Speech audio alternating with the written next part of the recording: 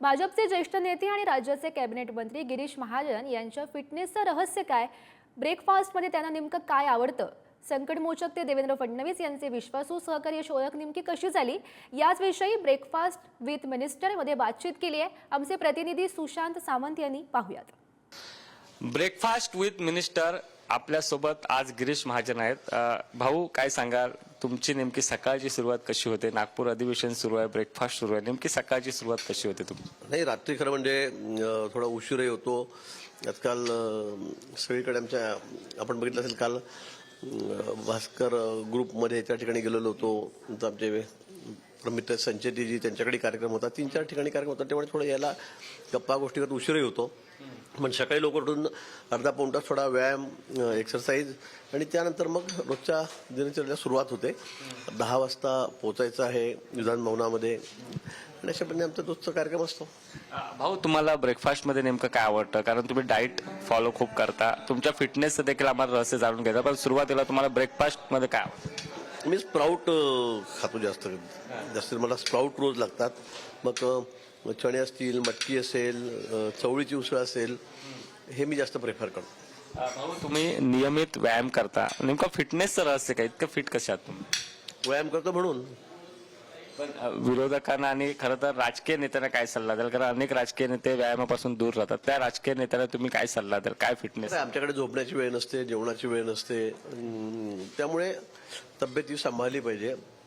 माझी आज 7वी टर्म आहे. त्याच्या आधी 5 वर्ष मी गावामध्ये सरपंच होतो. म्हणजे मला आज 35 म्हणजे पोहायच्या 24-25 वर्षापासून मी निवडून येतोय, राजकारणामध्ये आहे. आणि तरी सुद्धा मी तब्येत सांभाळलेली आहे, जे आपण म्हणतायत. म्हणजे यामध्ये हेच आहे की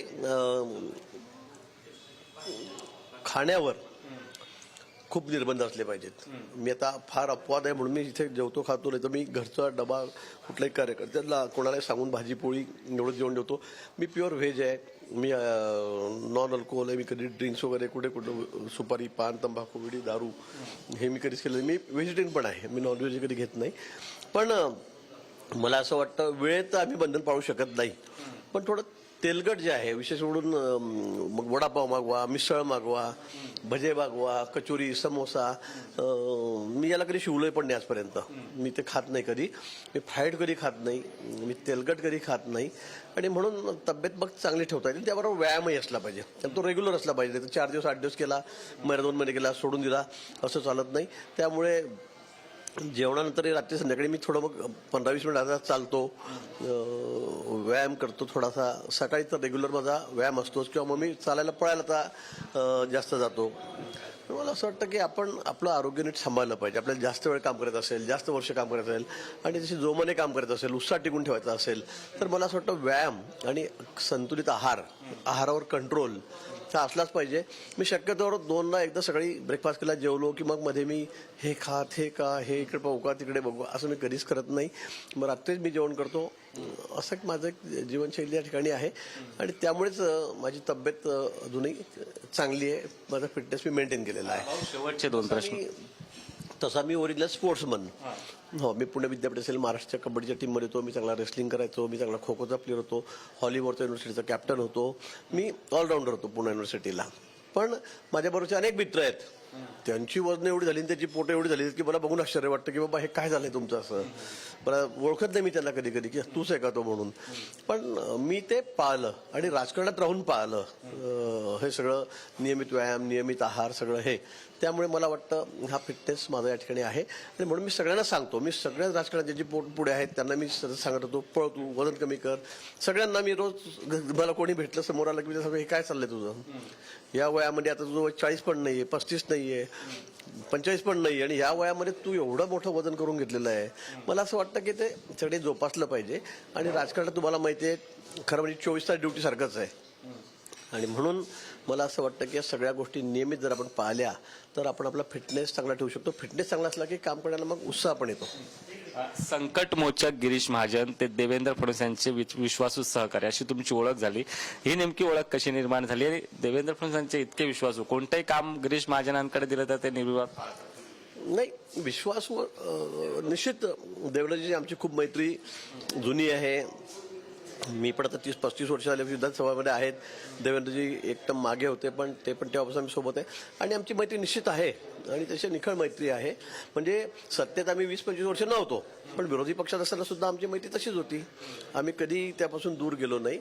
मी जायचो, मग अण्णासाहेबांचं आंदोलन असेल, त्यावेळेला ते लाल पावसाचं आंदोलन असेल, कर्जमाफीचे आंदोलन असतील, मराठा आरक्षणाचे आंदोलन असेल, सगळ्या वेळेला पंढरपूरचा वाद असेल, साहेबांनी पूजेला यायचं की नाही, सगळ्या ठिकाणी मीच पुढे जायचो, मीच जायचो. मलाही देवेंद्रजी पाठवायचे आणि मी प्रामाणिकपणे सगळं जीव ओतून अगदी झोकून त्या ठिकाणी काम करायचो आणि त्याला यशही यायचं. आणि मी खरंच सांगतो लोकांना, आता परवा बदलापूरचा आपण बघितला असेल, इरसेलवाडीचं तिथे वरती आपण एवढा अपघात झाला त्या दिवशी रात्री वरती गेलो.